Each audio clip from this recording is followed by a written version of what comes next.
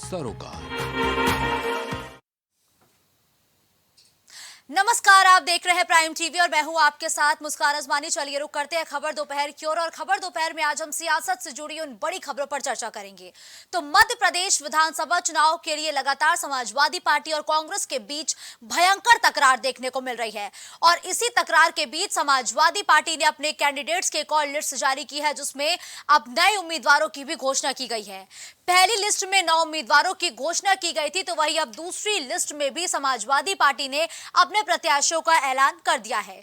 और इस लिस्ट के आने के बाद अब कहीं ना कहीं एक चीज तो साफ होती हुई नजर आ रही है कि कांग्रेस और सपा के बीच ये जो तल्खी है ये लगातार बढ़ती जा रही है और 5 राज्यों में होने वाले विधानसभा चुनाव में सीटों की शेयरिंग को लेकर के ये जो फूट है ये साफ तौर पर एक बार फिर से नजर आने लगी है। सपा कांग्रेस पर मध्य प्रदेश में पूरा दबाव बनाती भी नजर आ रही है। वही अखिलेश ने दो टूक अब साफ कर दिया है कि अगर राज्यों में गठबंधन नहीं तो यूपी में भी बात नहीं बनेगी। इसके बाद कांग्रेस भी ऊहापोह की स्थिति में आ गई है, लेकिन उसने भी साफ तौर पर बोला है कि हम किसी भी तरीके से कोई भी समझौता नहीं करेंगे। ये कांग्रेस को बताना पड़ेगा कि इंडिया भारत गठबंधन अगर देश के स्तर पे तो देश के स्तर पे है, अगर प्रदेश के स्तर पे नहीं है तो फिर भविष्य में प्रदेश स्तर पे भी नहीं होगा। देखिए, मैं यही कहना चाहूँगा कि जहाँ पर से कांग्रेस मजबूत है मध्य प्रदेश में, वहाँ समाजवादी पार्टी का कोई आधार नहीं है, तो वहाँ समाजवादी पार्टी को पूरी तरीके से कांग्रेस पार्टी का समर्थन करना चाहिए, सहयोग देना चाहिए। मैं इतना ही अखिलेश जी से कहना चाहूँगा कि उनको मध्य प्रदेश में पूरी ताकत के साथ कांग्रेस पार्टी का सहयोग करना चाहिए, समर्थन करें, तभी वहाँ भारतीय जनता पार्टी को अगर आप हराना चाहते हैं तो वहाँ पर हमारी कांग्रेस पार्टी का समर्थन करें। सबके इतर सपा अध्यक्ष अखिलेश यादव लगातार अपने प्रत्याशियों की सूची जारी कर रहे हैं। इस लिस्ट में ग्वालियर, चंबल के साथ साथ विंध्य के इलाकों को भी फोकस किया गया है। इस लिस्ट के जारी होते ही इंडिया गठबंधन को बड़ा झटका भी लगने लगा है। तो देखिए, पहली लिस्ट में समाजवादी पार्टी ने 9 सीटों पर अपने प्रत्याशियों का ऐलान किया था, तो वहीं कांग्रेस भी लगातार हमलावर है और कांग्रेस किसी भी तरीके से जो आपसी सामंजस्य है और सीट शेयरिंग पर लेकर कॉम्प्रोमाइज नहीं करने को तैयार है। और इस पूरे मसले पर अखिलेश यादव की दो टूक है। अखिलेश यादव साफ तौर पर यह जाहिर कर चुके हैं कि अगर विधानसभा चुनाव में सीटों के शेयरिंग पर बात नहीं बनेगी तो वो लोकसभा चुनाव के लिए भी गठबंधन के साथ काम करने को तैयार नहीं है।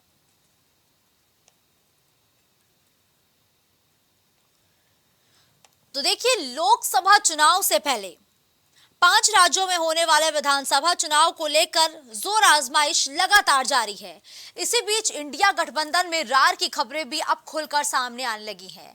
जहां आम आदमी पार्टी और कांग्रेस के बीच तल्खी की तस्वीरें, खबरें सबने देखी थी, वहीं अब मध्य प्रदेश विधानसभा चुनाव में सपा और कांग्रेस के बीच भी तल्खी जो है वो लगातार बढ़ती जा रही है।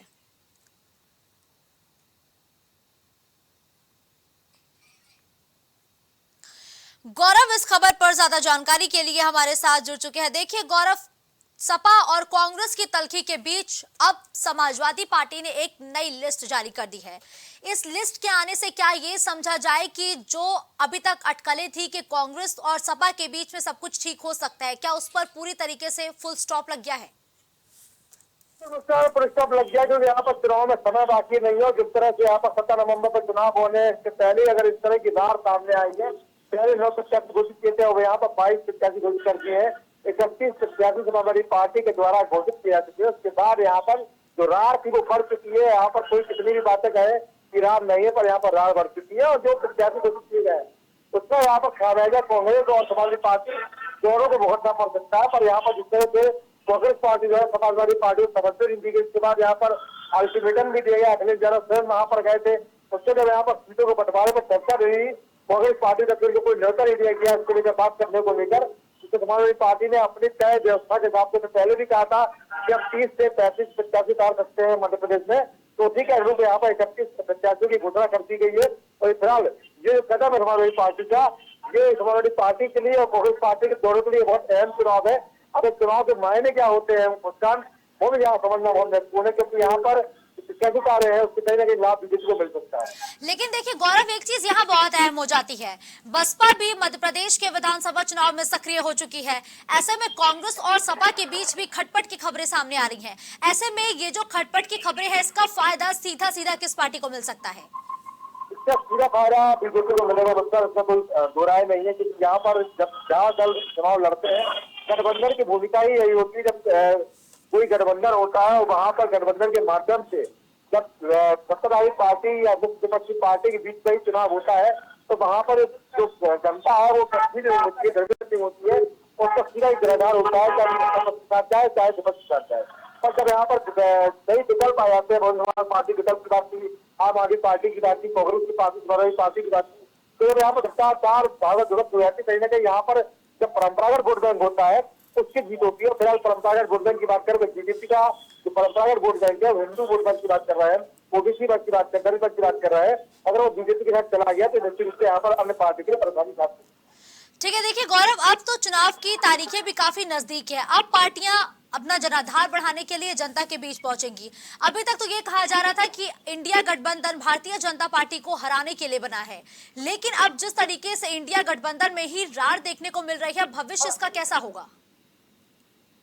देखो नुकसान यहाँ पर अहम तथ्य ये भी है कि जब हम इसकी बात करते हैं, उसकी चर्चा होती है, उसकी बयानबाजी होती है, तो कहा जाता है कि जो INDIA गठबंधन है, ये गठबंधन लोकसभा चुनाव के लिए बनाया गया था। पर यहाँ पर जिस तरह से हमने पहले भी देखा है कि जब कोई भी गठबंधन लोकसभा चुनाव के लिए बनाया जाता है, उसको अगर स्वीकार भी कर लेते हैं, पर जिस तरह से यहाँ पर जो अगर समाजवादी पार्टी वहां पर जा रही है और INDIA गठबंधन के दोनों घटक दल है, कांग्रेस भी है, समाजवादी पार्टी भी है, तो अगर यहाँ पर एक साथ मिलकर चुनाव लड़ सकते थे तो हो सकता है कि यहाँ पर बेहतर रूप से बीजेपी के लिए नुकसानदेह हो सकता था।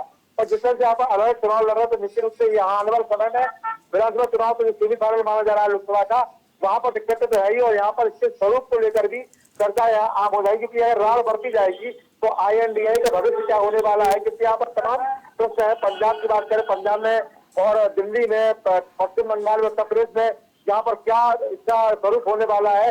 समाजवादी पार्टी या जो अन्य पार्टी है जो अलग अलग राज्यों मजबूत है, पार्टी या जो अन्य पार्टी है जो अलग अलग राज्यों मजबूत है, सरकार बना के बैठी है या मुख्य विपक्ष की भूमिका में है, वो अन्य पार्टियों को कितनी सीटें देती है, ये भी महत्वपूर्ण कड़ी रहेगी। और निश्चित रूप से ये आने वाले समय में इसकी रार और भी बढ़ सकती है अगर सीटों पर बराबर एक सामंजस्य की स्थिति नहीं बनी तो। ठीक है, देखिए गौरव, आप समाजवादी पार्टी की तरफ से ये जो दूसरे लिस्ट है, इसमें भी प्रत्याशियों के नामों का ऐलान किया गया है। कौन कौन सी सीटें ऐसी है गौरव जहां पर हॉट मुकाबला देखने को मिलेगा, जहां पर कांटे की टक्कर का मुकाबला होगा? देखिए, यहाँ कांटे टक्कर मुकाबले की अगर मुस्कान बात करें तो यहाँ पर एक सबसे महत्वपूर्ण बात यहाँ पर ये हुई है कि जो बिजावर सीट थी जो 2018 में समाजवादी पार्टी ने जीती थी, उस सीट पर यहाँ पर समाजवादी पार्टी के पूर्व विधायक रहे गरोठा से दीपनाथ सिंह यादव, उनके भतीजे को यहाँ पर टिकट दिया गया है, जो कि समाजवादी पार्टी पहले हुए थे, तो कांग्रेस ने उनको टिकट देकर यहाँ पर गढ़ तो उलझा दी। इसके अलावा हम बात करें निवाड़ी की, तो निवाड़ी में आपकी मीरा दीपक यादव यानी दीपक यादव की जो धर्मपत्नी है, उनको यहाँ पर चुनाव लड़ा गया। उसके पहले भी वो एक बार विधायक रह चुके 2013 के चुनाव में। तो कहीं ना कहीं इसके अलावा अगर हम बात करें भांडेर सीट की बात करें, इसके अलावा अगर हम बात करें दतिया सीट की बात करें, तमाम ऐसी सीटें हैं जहाँ पर मुकाबला बड़ा दिलचस्प है। और निश्चित रूप से समाजवादी पार्टी ने वहाँ पर अपने प्रत्याशी उतारकर गणित उलझा दिया है और आने वाले समय में शायद ये गणित बीजेपी के लिए फायदेमंद हो। बिल्कुल ठीक है, धन्यवाद गौरव इस खबर पर हमारे साथ जुड़ने के लिए। तो देखिए, अब तक सपा के 31 उम्मीदवार घोषित हो चुके हैं, यानी कि अब ये अटकलें कहीं ना कहीं खत्म होती हुई नजर आ रही है कि सपा और कांग्रेस के बीच सब कुछ चंगा है या सब कुछ चंगा हो सकता है।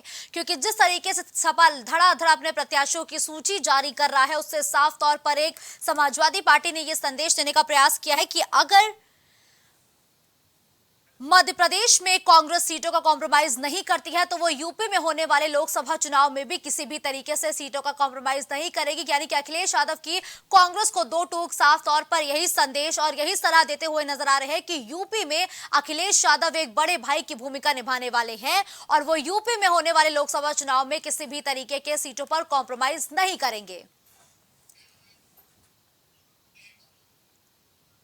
बड़ी खबर लखनऊ से है, जहां चिन्हट में युवक की हत्या से हड़कंप मच गया है। बाराबंकी निवासी 32 वर्षीय सुशील यादव की हत्या से पूरे इलाके में सनसनी फैल गई है। समर्पण अस्पताल के पास खून से लथपथ शव बरामद किया गया है। अस्पताल की कैंटीन में आपसी झगड़े के बाद ये वारदात हुई और मृतक के बड़े भाई ने 2 सहकर्मियों के खिलाफ ये मामला दर्ज कराया है। चिन्हट थाना क्षेत्र के देवा रोड अपट्रॉन चौकी के पास की ये घटना है, जहां समर्पण अस्पताल के पास खून से लथपथ एक युवक का शव बरामद बरामद किया है अस्पताल की कैंटीन में आपसी झगड़े के बाद ये पूरी वारदात हुई है और मृतक के बड़े भाई ने 2 सहकर्मियों के खिलाफ जो मामला है वो भी दर्ज कराया है। लेकिन इस पूरे हत्याकांड के बाद से क्षेत्र में सनसनी का माहौल है। चिन्हट थाना क्षेत्र के देवा रोड एब्ट्रॉन चौकी का ये पूरा मामला है, जहां चिन्हट में युवक की हत्या से हड़कंप मच गया है। मौके पर पुलिस बल भी मौजूद है और मामले की जांच पड़ताल कर रही है। बाराबंकी निवासी युवक बताया गया है जिसका नाम सुशील यादव बताया गया है। सुशील यादव को मौत के घाट उतारे जाने की खबर है। समर्पण अस्पताल के पास सुशील यादव का खून से लथपथ शव बरामद किया गया है। अस्पताल की कैंटीन में आपसी झगड़े के बाद यह वारदात हुई है। मृतक के बड़े भाई ने 2 सहकर्मियों के खिलाफ ये जो मामला है दर्ज कराया है। तो मृतक के बड़े भाई ने 2 सहकर्मियों के खिलाफ ये मामला दर्ज कराया है। सागर इस खबर पर ज्यादा जानकारी के लिए इस वक्त लाइव हमारे साथ जुड़ चुके हैं। सागर, देखिए चिन्हट में युवक की हत्या से हड़कंप मच गया है, लेकिन इस हत्या के पीछे की जो वजह है वो क्या अभी तक सामने आ रही है?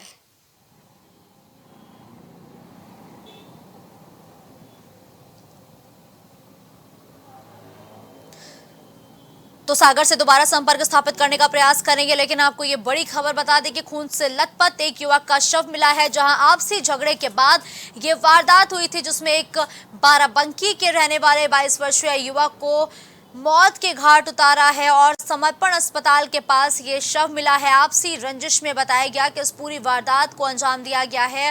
मृतक के बड़े भाई ने इस पूरे हत्याकांड पर एक तहरीर भी दर्ज कराई है और तहरीर के आधार पर पुलिस अब जांच पड़ताल में जुट गई है। आवाज नहीं आ रही थी, एंकर की आवाज कट रही है बिल्कुल भी।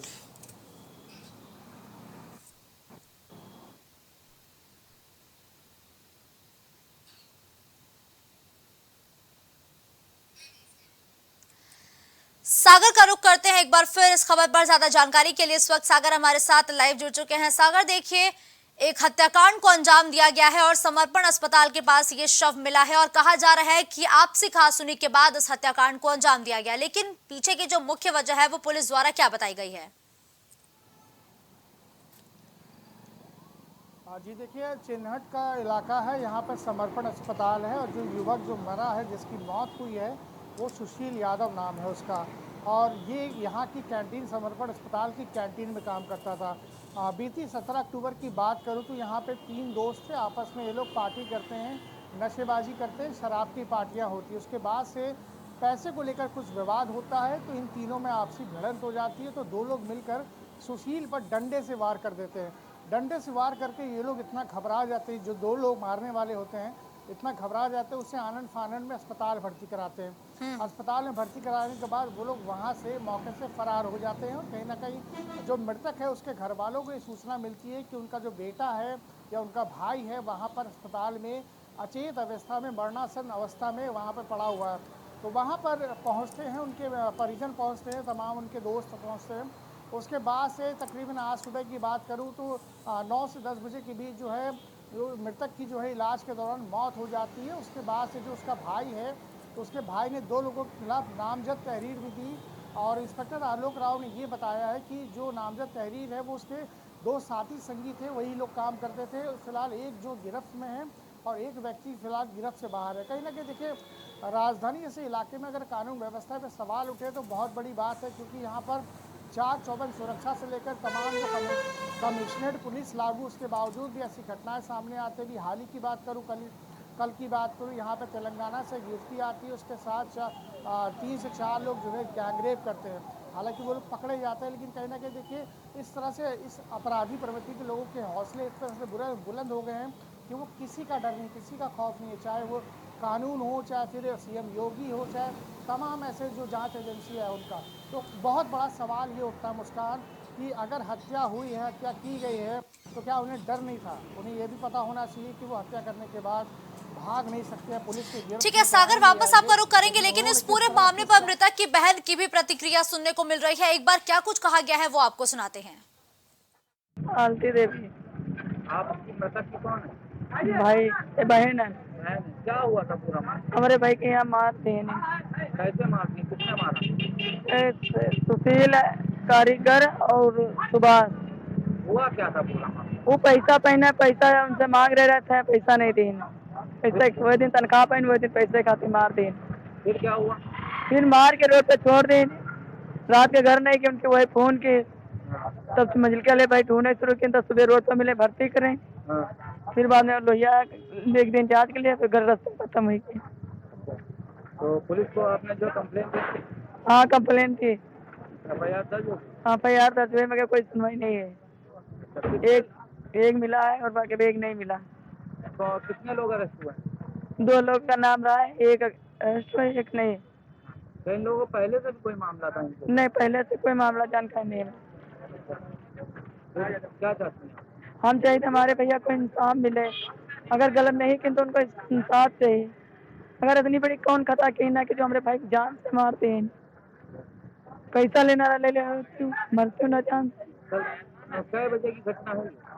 ये घटना रात में 11 बजे के बाद। घर से निकला था वो? नहीं समर्पण में काम करता वहाँ से निकला था, घर नहीं गया, समर्पण से गया।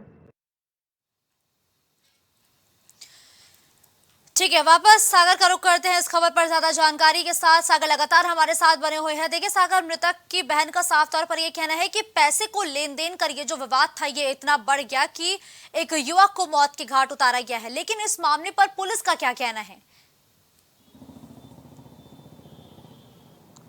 जी देखिए, जाहिर सी बात है, मैंने पहले भी कहा था बयान से पहले भी कि पैसे को लेकर वाद विवाद हुआ था और ये वाद विवाद इतना बढ़ गया कि यहाँ पर एक युवक की जान चली गई। तकरीबन उसकी उम्र 32 से 33 साल थी और वो यहाँ पर कैंटीन में रहकर काम करता था। उसकी बहन का साफ साफ कहना है कि 2 लोगों ने उसे षड्यंत्र बनाकर मौत के घाट उतारा। फिलहाल अभी एक हिरासत में है पुलिस के और बहुत जल्दी पुलिस का ये आश्वासन, पुलिस की तरफ से ये बयान आया है। पुलिस ने ये कहा है कि जो दूसरा युवक फरार है, जो अभियुक्त फरार है, उसे भी बहुत जल्दी पुलिस पकड़ेगी, उसे बहुत जल्दी गिरफ्तार करेगी और हत्या की मुख्य वजह तक जाएगी कि किन कारणों से इस तरह से नौबत आ गई कि एक युवक की हत्या करनी पड़ी। क्योंकि ये तीनों साथ में रहते थे और साथ ही में कार्य किया करते थे, एक ही कैंटीन में कार्य किया करते थे। लेकिन हाँ, क्या वजह आ गई कि इस तरह से इन्हें मौत के घाट उतारना पड़ा अपने ही साथी मित्र को। फिलहाल अभी पुलिस के गिरफ्त से एक युवक फरार है और एक युवक अभी पुलिस की गिरफ्त में है। जी सागर, देखिए जो फरार युवक है उसकी गिरफ्तारी के लिए पुलिस क्या एक्शन ले रही है? क्या रोड मैप तैयार किया है कि जल्द से जल्द दूसरे आरोपी की गिरफ्तारी हो? देखिए मुस्कान, सबसे बड़ी बात बता दूं कि आज के ज़माने में, आज के दौर में एक जो मुजरिम हो या फिर अभियुक्त हो या फिर आरोपी हो, उसको पकड़ने के लिए सबसे पहले पुलिस जो है सर्विलांस का मदद लेती है। सर्विलांस एक ऐसी टेक्निक है जिससे कहीं ना कहीं देखिए बहुत सारे मामले ऐसे खुलासे हो जाते हैं जिन्हें वो पुलिस जो है, समझ लीजिए पुलिस के लिए एक नामुमकिन साबित होता है। लेकिन सर्विलांस की मदद से पुलिस कहीं ना कहीं जो आरोपी है, अभियुक्त है, उस तक पहुँच जाती है।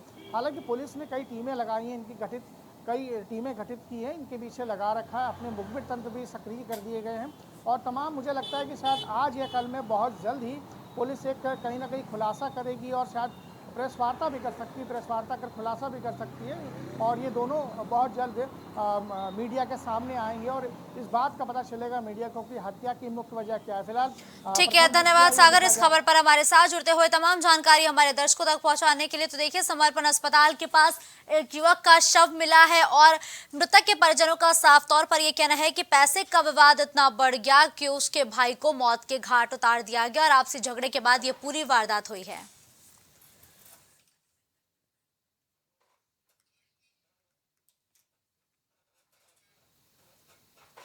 इस बुलेटिन में फिलहाल के लिए बस इतना ही। देश और दुनिया की तमाम बड़ी खबरों के लिए आप देखते रहिए प्राइम टीवी। कुछ भाव पुष्प।